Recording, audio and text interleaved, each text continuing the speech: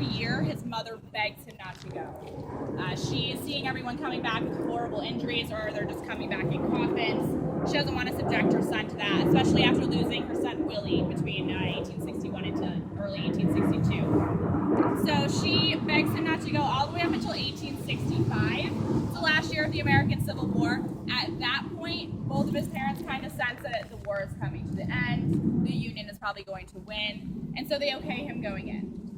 He ends up enlisting and having a very interesting job. He is the personal secretary for Ulysses S. Grant, who runs the Union Army. He goes on to be a U.S. president. He is at that final meeting when Robert E. Lee hands over the surrender papers. Very top position. So he comes back to D.C. after the war is over, and people here are jazzed. They're so happy that the Union is going to reform.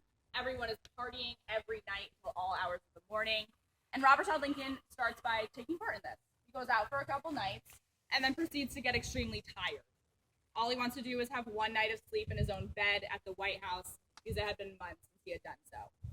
So his parents had invited him to go out to Ford's Theater with them, and he turns them down so he can go to sleep. They invite another young couple with them instead. That's the night that President Lincoln is assassinated by John Wilkes Booth. So Robert Todd Lincoln is woken up in the White House. He's brought across the street from Ford's Theater, and he's there as his father dies. It's a really traumatic experience. So that would be that first direct association would be his father's.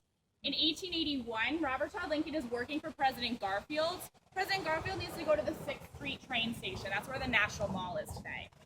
So Robert Todd Lincoln escorts him there. Garfield is shot. He dies a few months later from those injuries.